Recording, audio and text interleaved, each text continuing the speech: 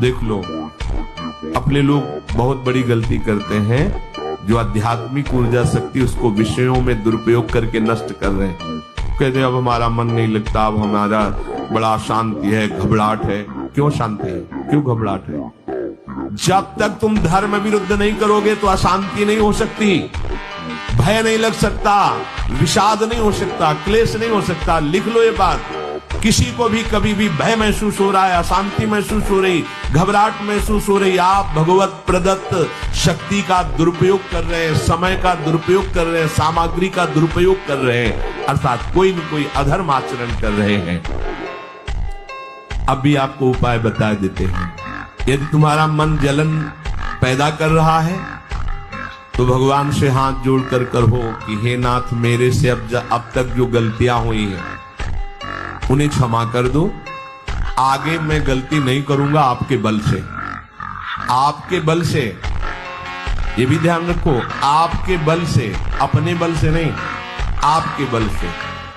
हे नाथ, ऐसा मुझे बल दो जिससे कभी मैं आपके और गुरुदेव के विपरीत न चलूं। अगर कोई हमसे गलती हो जाए तो मुझे तत्काल दंड दे देना, क्षमा मत करना।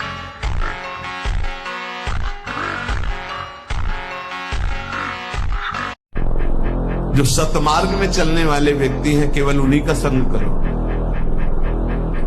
जिनके पास बैठने से भगवत चर्चा होती है, नाम जप की बात होती है, भगवत कीर्तन, भगवत गुणानुवाद सुनने को मिलता है, बोधयंता परस्परम, ऐसा संग करो। चाहे स्त्री पुरुष, घर गृहस्थ, कोई भी हो, जिसके पास बैठने से भगवत चर्चा होती है, भगवत नाम, ऐसे लोगों का संग करो।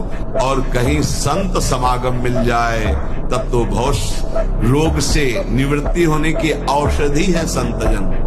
संत समागम मिला, मानो संस्कृति के चक्र का अंत हो गया। बड़े भाग पाई सत्संगा, विनय प्रयास होई भोगंगा। ये अंडा मांस मुर्गा बेचारे सीधे साधे जीव उनको पकड़ा तो खा रहे हो।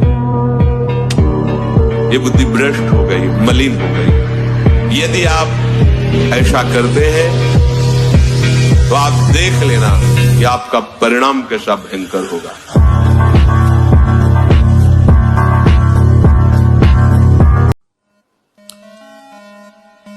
आप अपनी किसी भी तरह की सेवा किसी से मत करवाइए। आप देखो, इच्छाओं का दमन होना शुरू हो जाएगा, यहीं से इच्छाओं का दमन शुरू हो जाता है।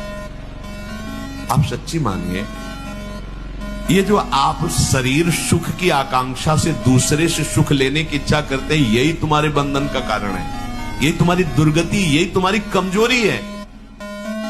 जब तक शरीर स्वस्थ रहे, किसी से किसी भी तरह की सेवा मत लो, और अधिक से अधिक सेवा करने का भाव रखो।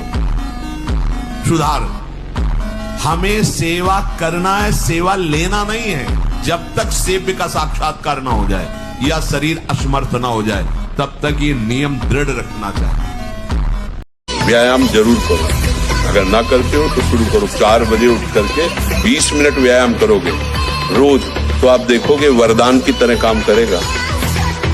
देखो, आप देखो, अपना जीवन देखना, 1 साल में आप बदल जाओगे। 1 साल में चेहरा बदल जाएगा, जीवन बदल जाएगा।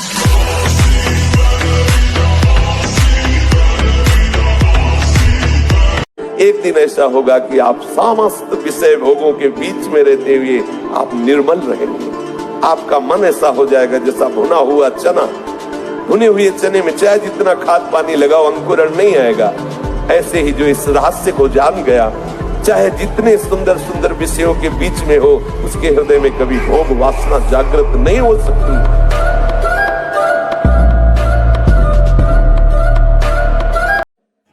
आज जो भी हमारी बात सुन रहे हैं, कभी अपने मोबाइल में गंदा दृश्य नहीं देखेंगे, ये नियम लेंगे। नियम का तात्पर्य होता है शपथ पूर्वक उस बात को स्वीकार करना। अगर नियम ले रहे हो और आप देखोगे तो बहुत बुरी दशा होगी आपकी, क्योंकि वो मार्ग ही बुरी दशा का है। ब्रह्मचर्य का सुधार करो। हम सबसे कहते हैं व्यायाम करो। बिना शरीर को थकाए ब्रह्मचर्य को पचाया नहीं जा सकता। जैसे दंड बैठक, दौड़ भाग, व्यायाम किया 30 मिनट, तो पूरे शरीर को ऐसा व्यायाम में रखो पसीना पसीना हो जाए। यदि ब्रह्मचर्य के साथ खिलवाड़ करोगे तो जीने लायक नहीं रहोगे। देख लो, ब्रह्मचर्य एक वो महान आशीर्वाद है भगवान का, एक अपार शीतलता, कोई भी रोग तुम्हें परास्त नहीं कर सकता, एक नवीन उत्साह, एक नवीन बल तुम्हें कहीं झुकने नहीं देगा। सोचो, जिसके निकलने में तुम सुखानुभव करते हो, उसको रोकने में कितना महान सुख होगा। और राधा राधा राधा वल्लभ श्री अरविंद जप करने का भी प्रयास कर रहा हूँ, फिर भी अखंड ब्रह्मचर्य नहीं रह पा रहा। कृपया मार्गदर्शन करें कि अब अखंड ब्रह्मचर्य रहकर आपके द्वारा। अखंड ब्रह्मचर्य बहुत कठिन बात है, उसके लिए निरंतर सानिध्य चाहिए, प्रकट खान पान संयम आसन प्राणायाम व्यायाम। आप समझते हैं कि ये पाप नहीं बनता। आप जिन क्रियाओं से अपने ब्रह्मचर्य का नाश करते हैं, उसी ब्रह्मचर्य से संतान उत्पन्न होती है। तो उसमें परमाणु है ना, वही जीवाणु है ना, जो आप बहुत ही बुरी तरह से उसका नाश कर रहे हैं, तो आप पापाचरण कर रहे हैं। आप ऐसा न समझे कि आपके द्वारा एक क्रिया हो रही तो केवल शरीर की ही हानि हो रही, आपका सर्वस्व नाश हो रहा है, अंतःकरण मलिन हो रहा है, गलत संस्कार पुष्ट हो रहे हैं और पाप का ढेर जमा हो रहा है। जो नियम संयम का त्यागी और भ्रष्ट आचरण वाला होता है, उसकी कभी दिनचर्या एक जैसी हो ही नहीं सकती, उसके हृदय में भगवत प्राप्ति का उत्साह हो ही नहीं सकता। वो किसी भी शास्त्र या गुरुदेव या संत की आज्ञा पर बहुत समय तक टिका रहे, ऐसा हो ही नहीं सकता। समझ लो इस बात। एक जैसी दिनचर्या और शास्त्र और गुरु आज्ञा पर चलने वाला वही उपासक होगा जो भ्रष्ट आचरण नहीं करता। भ्रष्ट आचरण करता है तो राइट टाइम राइट समय में अपनी दिनचर्या कर ही नहीं सकता। माना परस्पर शरीर संयोग नहीं करते, पर आप अपने द्वारा कोई ऐसी चेष्टा भी न करें जो भगवत विमुख करे। यदि आप सावधान नहीं रहे, हमारे इशारे को नहीं समझे, तो न परमार्थ के लायक रहोगे न व्यवहार के लायक रहोगे। में आ जाओ, आप भगवान के अंश हो। एक बार आ जाओ, मरना एक बार है, 100 बार नहीं। ध्यान रखना, 100 बार नहीं मरना है, एक बार मरना है, और वो निश्चित समय है, कोई बिना समय के मार नहीं सकता। ब्रह्मचर्य प्राण मन तीनों का परस्पर बहुत घनिष्ठ संबंध है। एक स्थिर कर लो, ब्रह्मचर्य बहुत गंभीरता स्वभाव में आ जाएगी। ब्रह्मचारी का स्वभाव गंभीर होता है, विचार परिपक्व होता है, स्मृति प्रवीण होती है उसकी, और हर कष्ट सहने की सामर्थ्य होती है। गर्मी सर्दी बरसात पीड़ा अपमान निंदा, वो महान शीतलता अंदर प्रदान करता है। और कहीं निरंतर भजन और ब्रह्मचर्य, फिर क्या दुर्लभ रह गया संसार में उसके लिए। सबको शरीर प्रिय होता है। अब सोचो, आपके शरीर में जैसी प्रियता, ऐसी उन जीवों के शरीर में प्रियता है, और आप उनको काट करके उनका मांस खाते हो। आप क्या हो? क्या आप जानवर हो या राक्षस हो? दो कुछ को दी गई, अलग अलग आहार है। मूली में भी जीव है, आलू में भी जीव है, उखाड़ के फेंक सूख जाएगा। जीव वैसे ही है जैसे सब में वैसे ही, पर विधान बनाया गया है। आपके लिए ये आहार, आपके लिए आहार। अगर व्यायाम नहीं है और आसन नहीं है और दिनचर्या ठीक नहीं, आहार ठीक नहीं, तो भूल जाए कि कोई ब्रह्मचर्य नैष्ठिक 10-20 दिन वो बात अलग है। नैष्ठिक ब्रह्मचर्य के लिए आप जो उसके विरोधी भाव है, जैसे मोबाइल है, उसे गंदी बातें देखोगे, कभी ब्रह्मचर्य नहीं रह सकते। जैसे गंदे मित्रों का संग करोगे, कभी ब्रह्मचर्य नहीं रह सकते। जैसे आप गंदी चिंतन अंदर करोगे, तो आप भले क्रिया ना करो, लेकिन आप ब्रह्मचर्य नहीं रह सकते।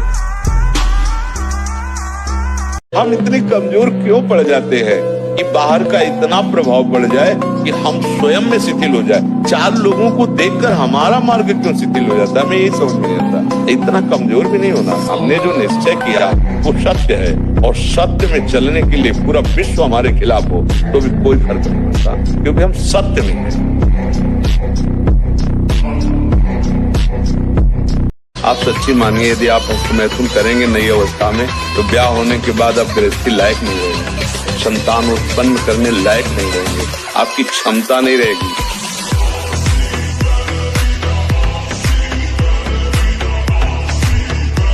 ये जो मोबाइल की सुविधा और उसमें सब गंदी बातें देखना, गंदा बात, पढ़े लिखे हो सर्च करो सब आ जाएगा।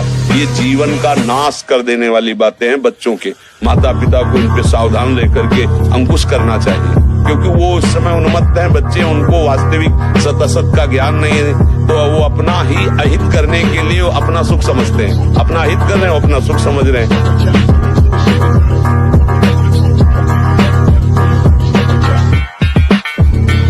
शराब पीकर गलियों में लड़खड़ाते हुए, एक दूसरे से झगड़ा करते हुए पैसा नष्ट किया, स्वास्थ्य नष्ट किया, बुद्धि भ्रष्ट की। ये तुम्हारा बड़े हो तुम? ये तुम बड़े हो? बड़ा वो है जो अपनी इंद्रियों को शासन में करके प्राप्त सुख सामग्री को दूसरों की सेवा में लगाता है। बड़ा वो नहीं है जो अपने अर्थ के प्रभाव से व्यभिचार में उतर जाए, जुआ खेलने में उतर जाए, कोमल कोमल पशुओं की हिंसा करके रांध के खाने में उतर जाए, मनमानी आचरण में उतर जाए। वो राक्षस है, बड़ा नहीं है।